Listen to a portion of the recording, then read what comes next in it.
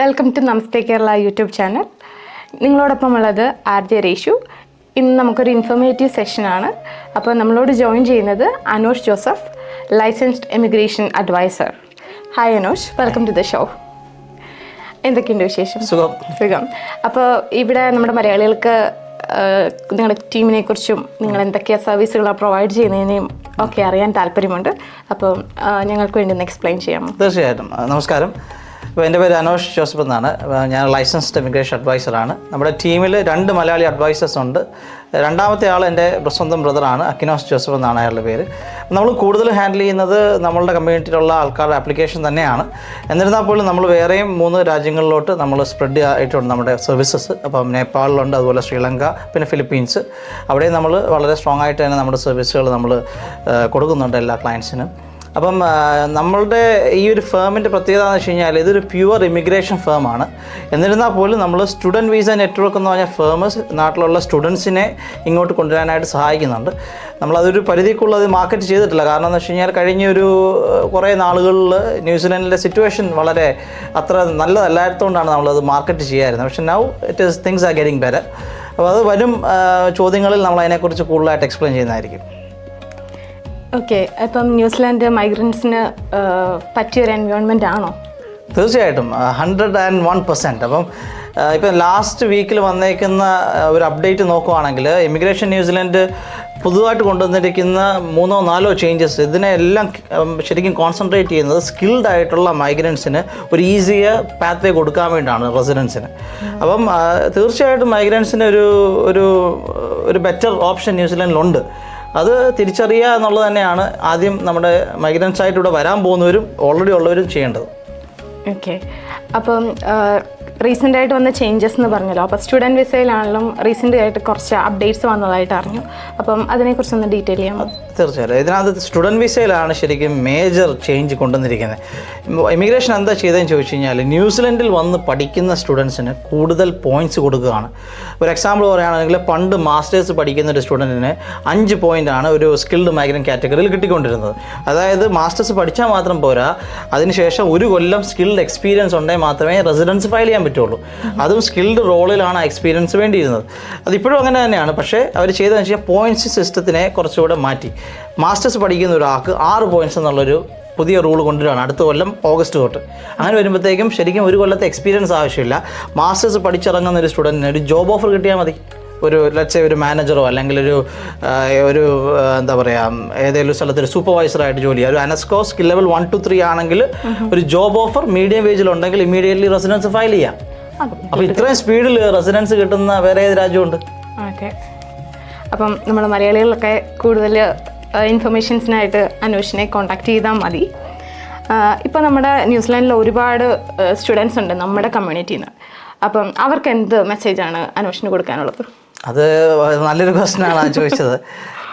എന്നെ വിളിക്കുന്നതിലൊരു ഭൂരിഭാഗം പേരും മലയാളി സ്റ്റുഡൻസ് തന്നെയാണ്. അപ്പോൾ ഇവർ വിളിക്കുമ്പം എപ്പോഴും പറയുന്നത് വെച്ച് കഴിഞ്ഞാൽ ഞങ്ങൾ സ്ട്രഗിൾ ചെയ്യുന്നു, ഞങ്ങൾക്ക് ജോലി കിട്ടുന്നില്ല, അല്ലെങ്കിൽ ഞങ്ങൾ പഠിച്ചു കഴിഞ്ഞു, ഞങ്ങൾ ഒത്തിരി സ്ഥലത്ത് അപ്ലൈ ചെയ്തു, ഞങ്ങൾക്ക് സ്ഥിരമായി ഞങ്ങൾക്ക് ഡിക്ലൈൻസ് ആണ് വരുന്നത് ആപ്ലിക്കേഷനിൽ. അപ്പം എല്ലാവരും അങ്ങനെയല്ല വിളിക്കുന്നത്. എന്നാൽ പോലും ഒരു ഭൂരിഭാഗം പേരും ഇതേ കാര്യങ്ങൾ തന്നെയാണ് സംസാരിക്കുന്നത്. അപ്പോൾ ഇതിൻ്റെ മെയിൻ റീസൺ എന്ന് വെച്ച് കഴിഞ്ഞാൽ ഒരാൾക്ക് ഡിക്ലൈൻ വരിക എന്ന് പറയുന്നതിനകത്ത് കുറേയൊക്കെ അയാൾക്ക് ഉത്തരവാദിത്തമുണ്ട്. എന്ന് വെച്ച് കഴിഞ്ഞാൽ ഇപ്പം ഒരു ആപ്ലിക്കേഷൻ നമ്മൾ സബ്മിറ്റ് ചെയ്യുമ്പം ആപ്ലിക്കേഷൻ നമ്മൾ ക്വാളിഫൈഡ് ആണോ എന്നുള്ളൊരു ചോദ്യമാണ്. ഇപ്പോൾ കാർഡടച്ച് വെടിവെക്കുക എന്ന് പറയുന്നത് എല്ലായിടത്തും CV കൊടുത്തിട്ട് കാര്യമില്ല. അങ്ങനെ ചെയ്യുമ്പോൾ സംഭവിക്കുന്നതെന്ന് അറിയോ, ഓൾറെഡി ഒരു ഓപ്ഷനുള്ളൊരു കമ്പനിയിൽ നാളെ ചിലപ്പോൾ ജോലി കിട്ടിയേക്കാം അയാൾക്ക്. പക്ഷേ അവിടെയും കൂടെ ഓൾറെഡി അയാൾ CV കൊടുത്തിട്ട്, അതായത് റോങ് ആയിട്ടുള്ള ഇൻഫർമേഷൻ വെച്ചിട്ട് CV പ്രൊഡ്യൂസ് ചെയ്ത് ഒരു ഡിക്ലൈൻ വാങ്ങിച്ചു കഴിഞ്ഞു. അപ്പോൾ നാളെ അപ്ലൈ ചെയ്യുമ്പോൾ അവർ വീണ്ടും എടുത്ത് നോക്കുമ്പോഴത്തേക്ക് പ്രീവിയസ് പ്രൊഫൈൽ കയ്യിലുണ്ട്. അപ്പോൾ ചെയ്യേണ്ടതെന്ന് വെച്ച് കഴിഞ്ഞാൽ നിങ്ങൾക്ക് പറ്റുന്ന ജോലികളിലോട്ട് മാത്രം നിങ്ങളുടെ ശ്രദ്ധ കേന്ദ്രീകരിക്കുക. 2, നമ്മൾ നെഗറ്റീവായിട്ടുള്ള കാര്യങ്ങൾ കൂടുതലും വായിക്കാതിരിക്കുക, ചിന്തിക്കാതിരിക്കുക, അതിനെക്കുറിച്ച് സംസാരിക്കാതിരിക്കുക. കാരണം പോസിറ്റീവായിട്ട് ചിന്തിച്ചാൽ മാത്രമാണ് പോസിറ്റീവായിട്ടുള്ള കാര്യങ്ങൾ ജീവിതത്തിൽ നടക്കുകയുള്ളൂ. അപ്പം മോട്ടിവേറ്റഡ് ആയിട്ടിരിക്കുക എന്ന് പറയുന്നത് ഭയങ്കര ഇമ്പോർട്ടൻ്റ് ആണ്. കാരണം പല ആൾക്കാരും എല്ലാവരും വിളിക്കുമ്പോൾ അവർ ഭയങ്കര സ്ട്രെസ്ഡ് ആണ്. അപ്പോൾ നമുക്ക് അവരുടെ സ്ട്രെസ്സ് കുറയ്ക്കാൻ ഞാൻ ഒരു എന്താ പറയുക സൈക്കോളജിക്കൽ കൗൺസിലറോ അല്ലെങ്കിൽ അങ്ങനെ ആരുമല്ല, നമ്മളൊരു ലൈസൻസ്ഡ് ഇമിഗ്രേഷൻ അഡ്വൈസർ മാത്രമാണ്. പക്ഷേ എന്നിരുന്നാൽ പോലും ഞാനും ഒരു കാലത്ത് സ്റ്റുഡൻ്റ് ആയിരുന്നു. അപ്പോൾ അതുകൊണ്ട് തന്നെ ഒരു കുറേയൊക്കെ എനിക്ക് അവരെ മനസ്സിലാക്കാൻ പറ്റും, അവരുമായിട്ട് കണക്ട് ചെയ്യാനും പറ്റുന്നുണ്ട്. അപ്പോൾ ഞാൻ എപ്പോഴും അവരോട് പറയുന്നത് വെച്ച് കഴിഞ്ഞാൽ നിങ്ങളുടെ സ്കിൽ ലെവൽ എന്താണ്, നിങ്ങളുടെ പ്രൊഫൈൽ എന്താണെന്ന് മനസ്സിലായിക്കൊണ്ട് മാത്രം ജോലിക്ക് അപ്ലൈ ചെയ്യുക. ഇനിയിപ്പോൾ ചില ജോലികൾ നിങ്ങൾ റെഡി അല്ല എന്ന് തോന്നുന്നു, അപ്പോൾ ഒരു ട്രെയിനി പൊസിഷൻ അപ്ലൈ ചെയ്യുക, അല്ലെങ്കിൽ ഒരു ഇൻറ്റേൺഷിപ്പിന് അപ്ലൈ ചെയ്യുക. എന്നിട്ട് ആ ജോലി പഠിക്കുക ഫസ്റ്റ്. ഇപ്പോൾ ഒരു 3 കൊല്ലം സ്റ്റേ ബാക്ക് ഉണ്ടെന്ന് വിചാരിക്കുക. ആ 3 കൊല്ലത്തിൽ 6 മാസം അല്ലെ 8 മാസം ആ ജോലി പഠിക്കാൻ വേണ്ടി എടുക്കുന്നതാണ് ആദ്യത്തെ ഫസ്റ്റ് സ്റ്റെപ്പ് എന്ന് പറയുന്നത്. അപ്പോൾ ഒരു ട്രെയിനി ആയിട്ട് പോകുന്നു, അല്ലെങ്കിൽ ഒരു വോളണ്ടറി ജോലിക്ക് പോകുന്നു, അല്ലെങ്കിൽ ഒരു ഇൻറ്റേൺഷിപ്പിന് പോകുന്നു. ആ ജോലി അത്യാവശ്യം അവിടെ നിന്ന് പഠിച്ചു കഴിഞ്ഞാൽ ചിലപ്പോൾ അവിടെ നിന്ന് തന്നെ ഒരു ഫുൾ ടൈം പൊസിഷൻ കിട്ടും. ഇല്ലെങ്കിൽ ആ എക്സ്പീരിയൻസ് വെച്ചിട്ട് വേറൊരു ആപ്ലിക്കേഷൻ ലോഡ് ചെയ്യുക. അറ്റ്ലീസ്റ്റ് ആ ഒരു ജോലിയിൽ അയാൾക്കൊരു ചെറിയ എക്സ്പോഷർ കിട്ടിയിട്ടുണ്ട് അല്ലേ. മറ്റേതെന്ന് വെച്ച് കഴിഞ്ഞാൽ ഈ ജോലിയെക്കുറിച്ച് അറിയത്തേ ഇല്ല, ഒരു എംപ്ലോയറിനോട് പറയുന്നത് നിങ്ങൾ എന്നെ പരീക്ഷിക്കുമെന്നാണ്. അത് ന്യൂസിലൻഡ് ചിലപ്പം ഒരു പരിധി വരെ സക്സസ്ഫുൾ ആവണമെന്നില്ല.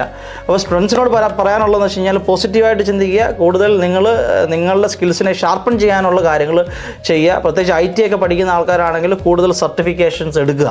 ഇപ്പോൾ പൈതൺ അങ്ങനെയുള്ള കാര്യങ്ങളെല്ലാം കൂടുതൽ സർട്ടിഫിക്കേഷൻ എടുക്കുന്നത് നിങ്ങളുടെ ഒരു CV-യിലെ നിങ്ങളുടെ സ്ട്രെങ്ത് കൂട്ടുകയാണ് ചെയ്യുന്നത്. അപ്പോൾ അതിന് മടി കാണിക്കാതെ മുമ്പോട്ട് പോയാൽ തീർച്ചയായിട്ടും ജോലി കിട്ടിയിരിക്കും. Okay, thank you. അതുപോലെ തന്നെ ഇപ്പോൾ സ്കിൽഡ് മൈഗ്രൻസ് ഇപ്പോൾ അവർക്ക് ന്യൂസിലാൻഡിൽ വന്നു കഴിഞ്ഞാൽ സെറ്റിൽ ആവാനുള്ള ഓപ്പർച്യൂണിറ്റീസ് അതൊക്കെ എങ്ങനെയാണ് ഇപ്പോൾ? നമുക്ക് ഈ സ്കിൽഡ് മൈഗ്രൻ്റ് കാറ്റഗറിയെ തന്നെ ഇപ്പം ഒരു 3ആയിട്ട് ഇപ്പം നമുക്ക് തിരിക്കാം.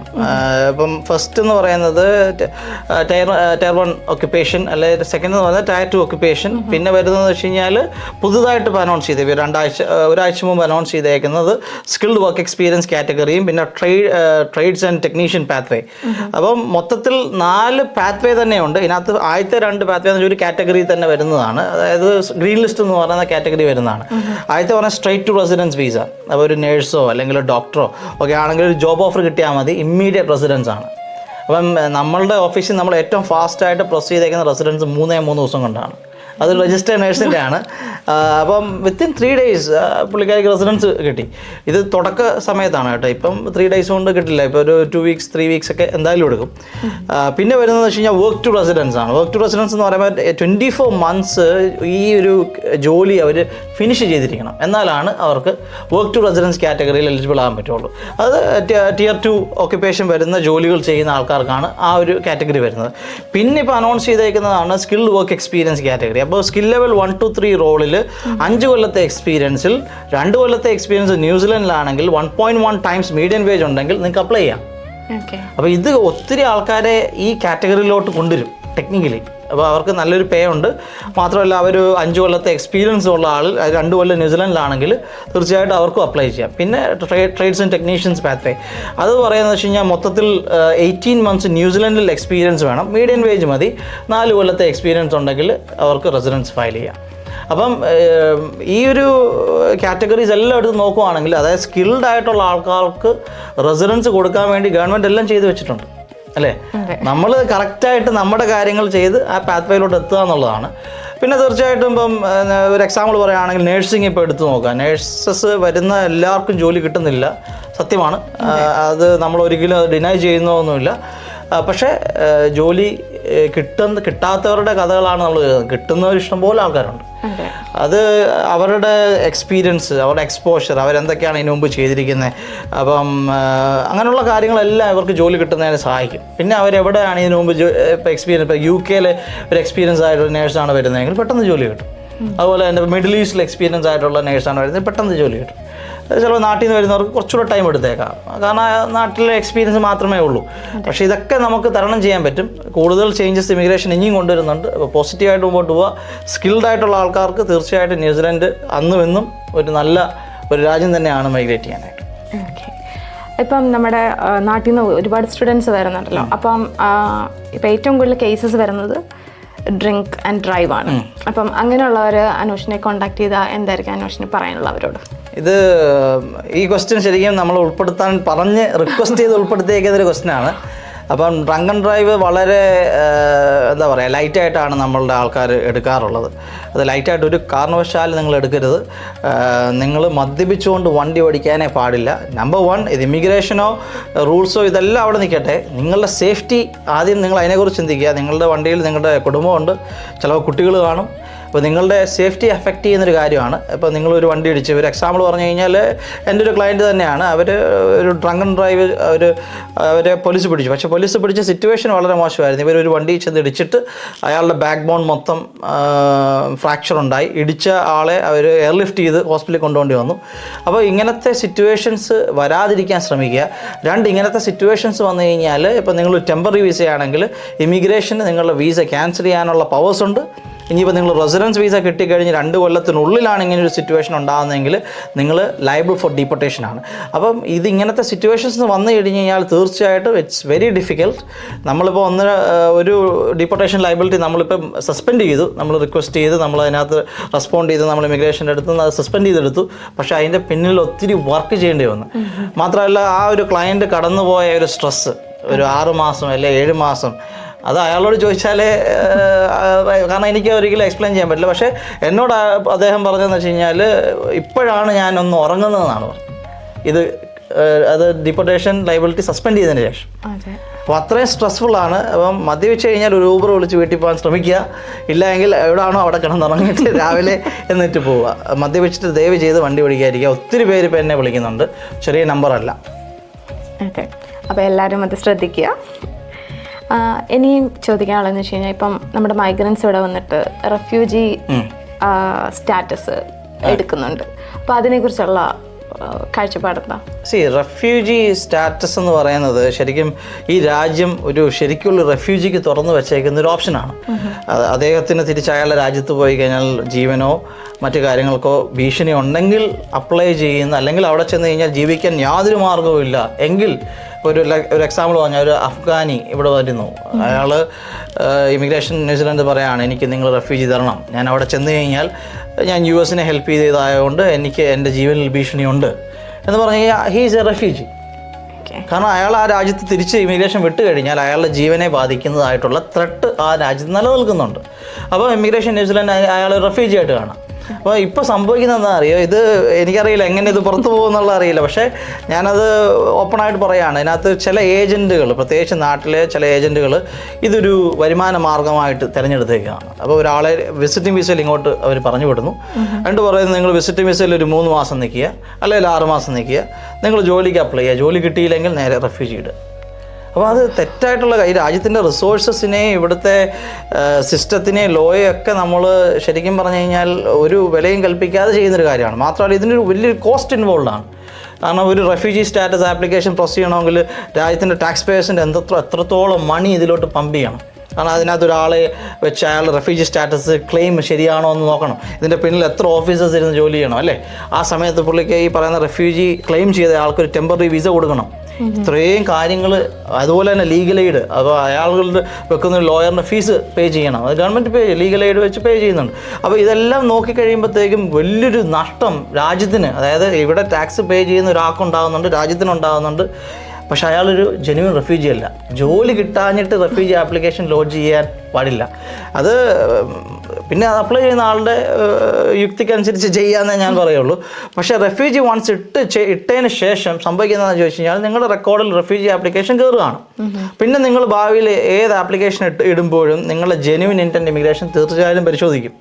പക്ഷേ റെഫ്യൂജി ഇട്ട കാര്യങ്ങൾ അവർ പരിശോധിക്കുന്നില്ല. പക്ഷേ കൂടുതൽ നിങ്ങളുടെ ജെന്യുവൻ ഇൻറ്റൻറ്റ്, എന്തിനിവിടെ വന്നു, എന്തുകൊണ്ട് അടുത്ത വിസയ്ക്ക് അപ്ലൈ ചെയ്യുന്നു, സ്റ്റുഡൻറ്റ് വിസ അപ്ലൈ ചെയ്യുന്നത് എന്തുകൊണ്ട് എന്നൊക്കെ ചോദിക്കാം. പിന്നെ ഇവിടുത്തെ റെഫ്യൂജി സ്റ്റാറ്റസ് ഇപ്പം ഒരു ഫോൾസ് ആയിട്ടുള്ള ക്ലെയിം ആണെങ്കിൽ തീർച്ചയായിട്ടും ഇമിഗ്രേഷൻ അത് ഡിക്ലൈൻ ചെയ്യും. ഇപ്പോൾ കഴിഞ്ഞ ദിവസം ലേറ്റസ്റ്റ് അനൗൺസ്മെൻറ്റ് നോക്കുകയാണെങ്കിൽ അതായത് ഇമിഗ്രേഷൻ മിനിസ്റ്റർ ഓൾറെഡി പറഞ്ഞു ഞങ്ങൾ റെഫ്യൂജി ആപ്ലിക്കേഷൻസിൽ കുറച്ചുകൂടെ ഫാസ്റ്റായിട്ട് ഡിസിഷൻ മേക്ക് ചെയ്യാൻ പോവാണ്. എന്തുകൊണ്ടെന്ന് ചോദിച്ചു കഴിഞ്ഞാൽ വലിയൊരു നമ്പർ ആപ്ലിക്കേഷൻ ചെല്ലുന്നു.